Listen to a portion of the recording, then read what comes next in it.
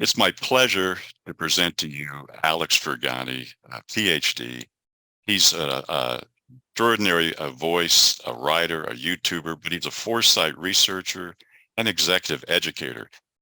He's a scholar, a Fetzer scholar at the Academy of Management. In fact, he's been known, and I've met him in Singapore. Alex, I think it was 5 years ago. You came over to my hotel, we chatted, but you've been particularly relevant in bringing foresight studies and future studies into the fields of organization and management studies, not solely, but primarily. You are an associate professor of strategy at Rabat Business School, an associate editor of the World Futures Review, and your PhD is in management organization studies, corporate foresight particularly. You're coming to us from Singapore, folks. Welcome. Alex Fergnani speaking on science and ideologies and futures and foresight.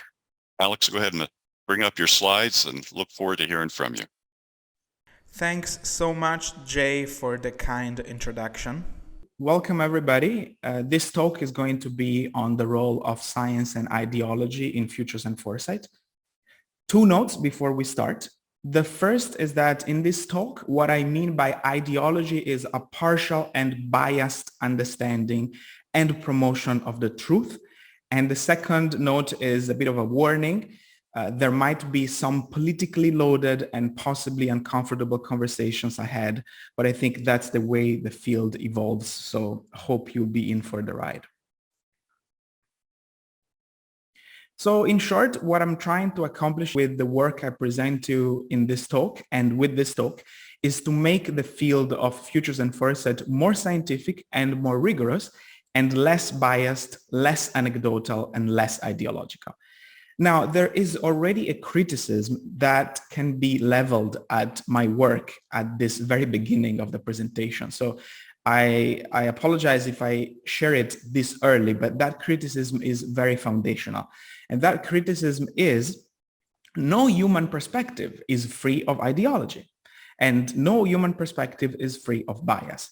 And my response to that criticism is that's true. Okay, I agree with that criticism, but that statement does not provide us with an excuse not to try, right? So the stuff I'm going to share with you right now is an attempt, right, to make our field more scientific, more rigorous, less biased, less anecdotal, less ideological. So I'll present 3 pieces of work that can somehow be ascribed to my work on the topic of ideology and science in the field of futures and foresight. The first piece of work is my article with Thomas Chermak about the resistance to scientific theory in futures and foresight. It received 10 commentaries, and we also wrote a rejoinder. My second piece of work that I will present is a spin-off of that first article, a solo article I wrote on the postnormal science and postnormal times. And finally, I will present my work on the charlatan futurist. Now, the first 2 pieces of work are on science and ideology in the study of foresight practices and processes. And the last piece of work, which is an article but also a video, is more focused on the state of the practice of foresight as a whole. Okay. So I'll start with my article with Thomas Chermak.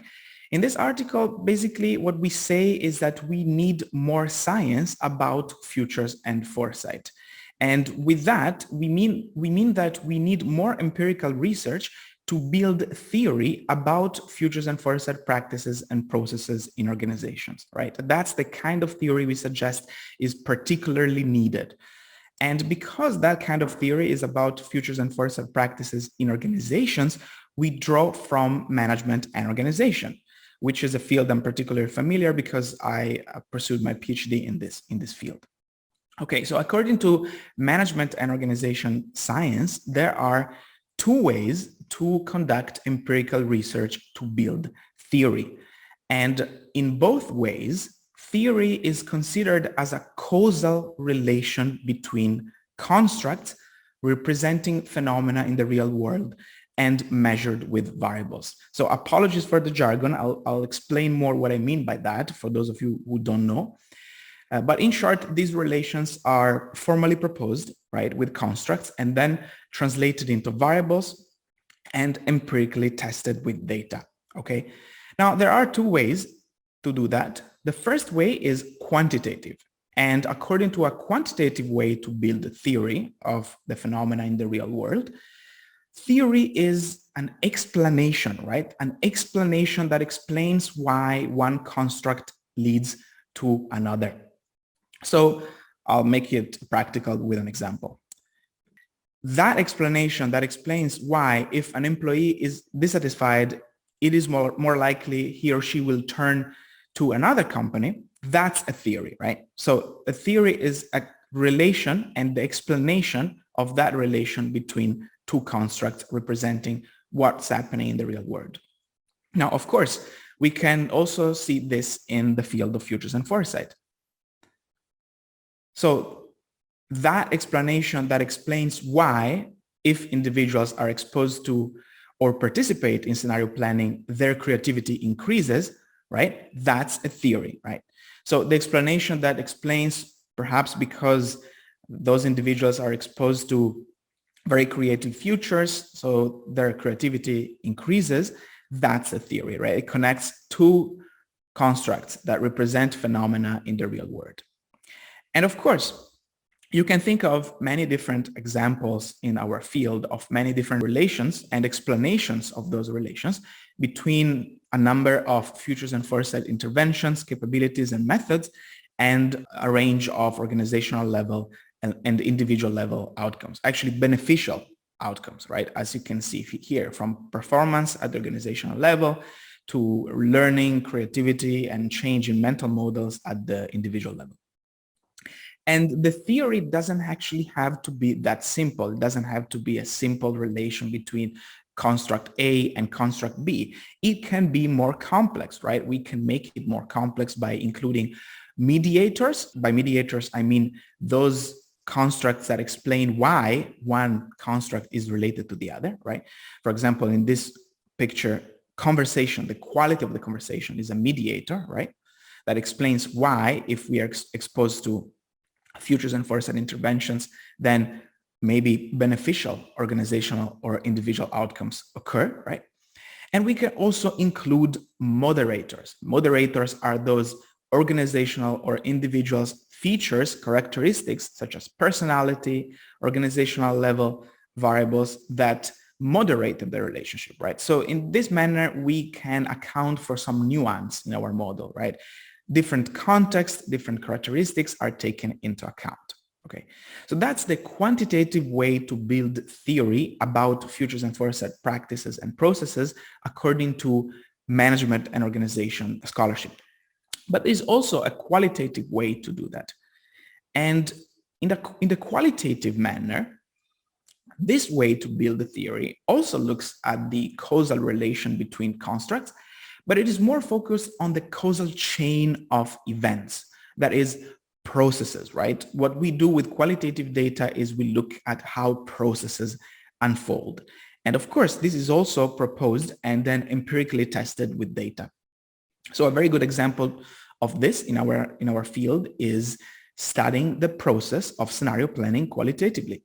And actually, a very interesting research question on this would be to study the sequence of steps which trigger aha moments in those who are exposed to scenario planning, right? We don't have actually data telling us why and according to what sequences of steps participants in a scenario planning intervention have aha moments or develop preparedness in general, right? So this would be a very interesting question to study qualitatively. So in short, why this kind of theory? Well, again, just to reiterate, because futures and foresight methods, capabilities, interventions are enacted in organizations, we want to draw from the concept of theory in management and organization, the concept of theory that is in use in most business schools globally. So this kind of theory that we propose is not a theory about the futures, right? But there are other ways to build the theory, of course. We acknowledge that there are many other ways to build the theory. This is just one way. And we propose this way because it's particularly important and is particularly under-investigated. If anything, this paper was meant to encourage other efforts promoting theory in futures and foresight by drawing from other disciplines, for example, sociology, economics, psychology. It was not meant to say this is the only way to build theory, okay? Now, why is this particular way to build a theory so important in our opinion? Of course, it's important because it's interesting to know what and how and why futures and foresight practices and processes occur. And from that, we might have some very important practical applications. But most of all, it's important because we want to establish our field in academia, and especially in the social sciences.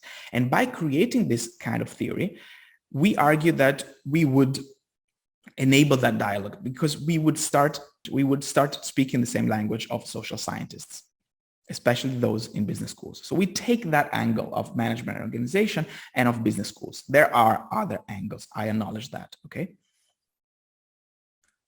Now, in the paper, we also say that there is a number of barriers in our field that prevent us from building that kind of theory. This is the major contribution of the paper, is pointing the finger at this problem, at the problem that we have a range of barriers that prevent us from building this kind of theory. And I'm not going to go into great details about each of those barriers. If you're interested, you can actually check the paper to read in details what each of those barriers mean. I will just focus on perhaps the most foundational and profound of those barriers, and that is barrier 6 and barrier 7. So what are those two barriers? Well, the view of science behind barrier 6 goes along these lines. Because the future is socially constructed, present reality is also socially constructed beyond hope for us to study, right? And the view of science behind barrier 7 goes along these lines. Because all problems in the social sciences are post-normal, and that includes futures and foresight practices and processes, we cannot use normal science, right, current scientific methods in Kuhn's sense, to study them. So these are the most profound ideological barriers that we believe are preventing the field from achieving that kind of theory I just explained. And these might be a bit ideological, right? These are ideological responses that are used as an excuse to not partake in the science of futures and foresight. Now, very interestingly, in the paper, we argued that these are the barriers, and the responses to the paper that we received actually exhibited this kind of epistemological stances. And one of the most common answer, in fact, that we got formally or informally to the paper was the following, right? Reality is too post-normal to study reliably with the scientific method. Now, of course, this is a simplification of the answer I obtained, but the variations are pretty much along these lines. And I want to call attention to the problem behind this kind of reaction, which is the problem here is that there is an implicit assumption that all social sciences phenomena are post-normal. And so they are too beyond us to study with existing scientific methods, right? So, of course, one can argue that some problems are very complex, but in this particular response that we received repeatedly, there is an implicit understanding, which is everything, right, is too beyond our common scientific methods. So because I thought this response was very interesting, I looked at this response from a scientific viewpoint, right? I thought it was interesting, and I wanted to see if this is actually the case. Then my second paper in this topic was actually looking at post-normal, right? Actually investigating whether we really live in a post-normal world that is so beyond us to study scientifically with rigorous methods, such as many responses to our first paper argued. So in this particular paper, which was also published in Futures and Foresight Science, I tried to explain and I also tried to critique everything concerned with the term post-normal, right? I dig deep into the notion of post-normal to figure out if that's really the case, that we cannot study these things. And in particular, I focus on two conceptual and philosophical frameworks, that is post-normal science and post-normal times. Postnormal times is a development and an expansion of postnormal science. So I start with postnormal science, right? Postnormal science is two things, and that's the explanation part. It is a description of a recent trend in science applied to policy context. And it is summarized by the iconic quote, "Stakes are high, decisions are urgent, and values are in dispute." And according to the proponents of postnormal science, we are seeing two very big problems in science applied to policy contexts, such as regulations for sustainability, AI, or nanotechnology. And those two problems are, first, an epistemological problem, which means that reality is increasingly complex to understand with existing methods, right? But we're also seeing a second problem, which is an ethical problem, and that is vested interest of scientists are enmeshed with research. So because we're facing this new condition of scientific inquiry, the proponents of postnormal science say that we need new conditions of scientific inquiry, right? They prescribe a new solution to scientific research in such contexts. And that condition is, of course, called postnormal science. And basically what it means is that we need to do some extended peer review, right? We need to expose our research to many different stakeholders to unbias our biases as researchers. So we solve the ethical problems. And as a consequence, by solving the ethical problem, postnormal science argues that we also solve the most profound epistemological problems, right? So that is postnormal science.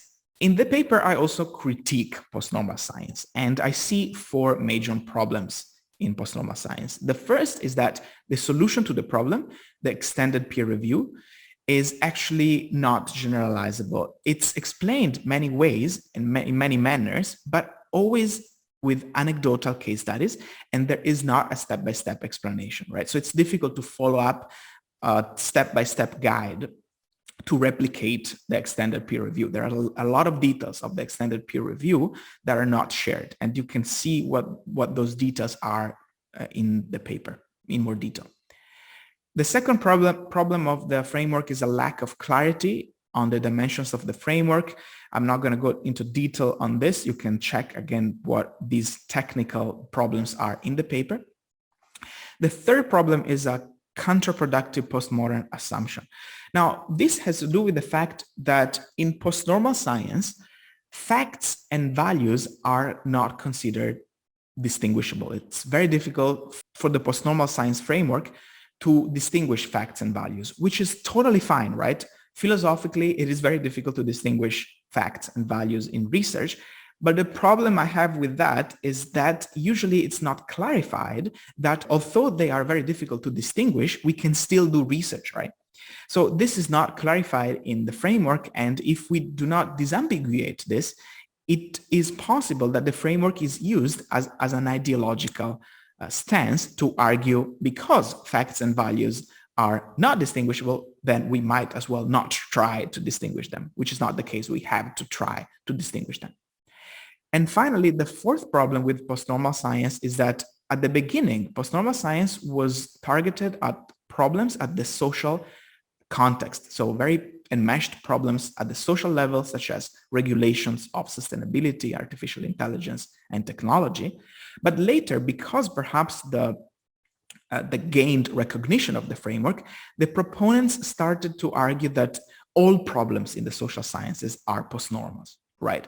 Which is not really the case. There are a lot of problems and situations in evolutionary psychology, team behavior, child rearing, leadership, entrepreneurship, negotiation, and so on. I could go on, right? In psychology that are not too complex to be studied. They are complicated, right? But we can still model them. So they're not post-normal. So all in all, my analysis of this framework through the paper, through the work I did in the paper, is that postnormal science is actually a quite solid framework, I have to say, although it has a few limitations, such as the extended peer review has to be clarified.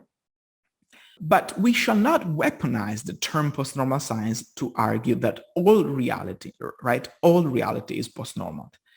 Because if we do so, if we argue that all reality is postnormal, then it means that we shall not study it, right? We're not in the position to study it. And in that way, we may encourage ideological responses to the idea to study futures and foresight scientifically, right? So that's the conclusion I have for the framework postnormal science. But I also go into a bit more details about the postnormal times framework. Now, the postnormal times framework also has two objectives, like the postnormal science framework. First, it is a description of societal change. So according to postnormal times, which again is an expansion of postnormal science, not only all science is postnormal, so they take that view, right? That all science, all problems we're facing are postnormal, but also society is changing in a way that has never changed before. And the proponent of postnormal times, Sardar, says that society is now more chaotic, more contradictory, and more complex than ever before, right? The three C's, that's the three attributes that the proponent ascribes to society right now. And the second objective of postnormal times is to say that these changes at the social level are causing a lot of feelings that are mostly painted with a very negative brush. Okay, so these are the two objectives of the framework, which are often discussed together. Now, my critique of the framework is a bit more harsh than my critique to the postnormal science framework. In fact, this framework, the postnormal times framework, has 5 problems.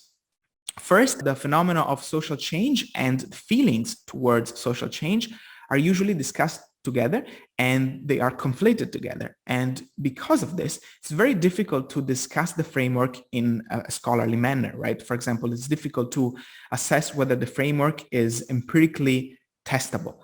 And authors can talk past each other by referring to either one of the two problems. Is it social change or is it the feelings about social change? And this has in fact happened. If you read the paper, I report a case of 2 authors trying to argue about the framework, but actually talking past each other because they refer to different things, right? So that's a problem. The second problem is the lack of objectivity. The postnormal times framework cherry picks, right? It cherry picks phenomena that are particularly chaotic, particularly complex, and particularly contradictory. So for example, during the pandemic, the proponents of the framework argued that because we were seeing a lot of contradictory, chaotic, and complex policy responses, then we live in a postnormal times. They concluded we live in the unprecedented postnormal times. But actually, if we want to be objective, we can notice a lot of contradictory, chaotic, and complex policy responses to pandemics hundreds of years ago, right? Now, problem 3 is about also lack of objectivity.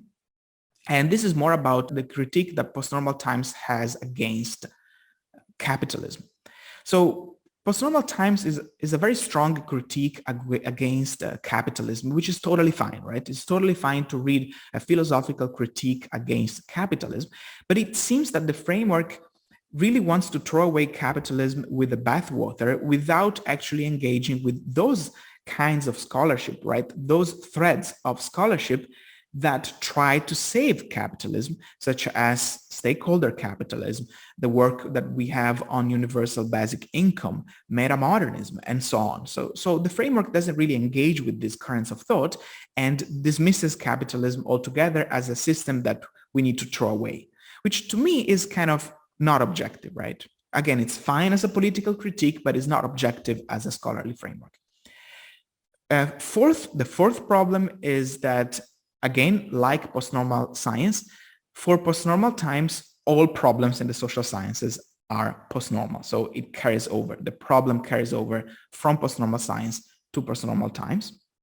And finally, the last problem is that the postnormal times framework does not respond to the problems it points the finger at, right?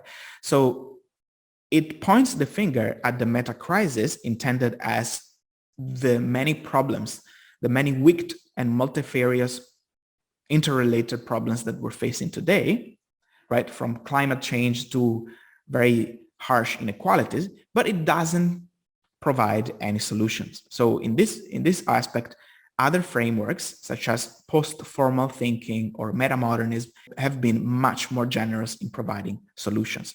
The postnormal times framework is rather static. It's not responsive. So all in all, the analysis shows that this framework is very problematic because of the many logical inconsistencies that we have just discussed. And because of these reasons, postnormal times, even more than postnormal science, might encourage ideological stances in our field that resist scientific research, right? So in short, this is my research work, the relatively more academic component of my work on the topic of science and ideology in Futures and Foresight, okay? This part is the more advocacy part of my work. And I'm not going to go into details on this. So that's why it's quite short, right? You can see the details of this work here. There's an infographic. It's about the problems we have as a profession as a whole. So basically, this piece of advocacy expands my critique of the intellectual laissez-faire at the research and academic level to the field and to the profession as a whole.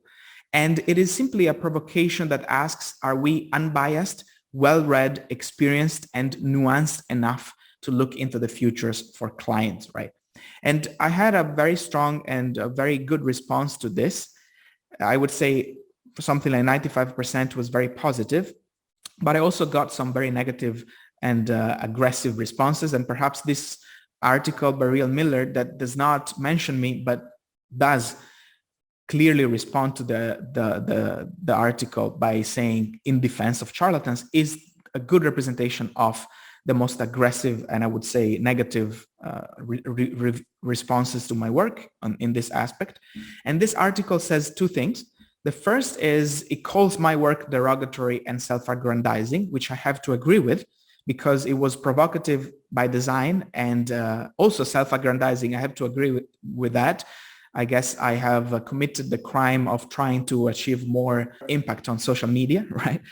And secondly, philosophically, it argues that basically even charlatan views of the future are welcome because the future doesn't exist, so nobody can be right about it, which I agree. Philosophically, that's actually correct. But the thing is, we do not live in a philosophical silo. We live in a world where we have professions, and as a profession, we're not doing well. We are facing a threefold problem as a profession. So the first part of that problem is that we have a free-for-all problem, right? If you have been to a conference in Futures and Foresight, you see that people became a futurist last week, and that's a free-for-all problem. We admit everybody. The second part of that problem is that we have a professionalization problem, right? The profession is not really clear on what it is, right? And the third part of that threefold problem is the most dire of all, is that because we do not have a clear view of what the profession is, then we have an economic problem because there is no supply and demand of jobs in the field because there is no clear idea of what the Futures and Foresight professional does according to organization, and that there is no clear idea of what researchers in this field do as well. So if you have a PhD in Foresight, good luck with finding a job as a professor of Foresight. So in short, to close up, pleasing free-for-all stances of vague rhetorical questions such as, isn't it good to let anyone who wishes to explore the future do so? Those stances, in my opinion, are no longer good. We need to establish some standards of entry. People are more than free to study the future, but they should not be called professionals unless some standards are met. So perhaps I should apologize because I kept the more interesting and controversial part to the end, but I do think we really needed to dig deep into some hard science before getting here, because otherwise it's just, political shaming. Okay. So with that, I thank you for your attention. Please connect with me at my LinkedIn or through my YouTube channel, and I'm open to comments and questions. Thank you. Thank you, Alex. My friends, we're going to breakout groups and I'll rotate Alex within groups.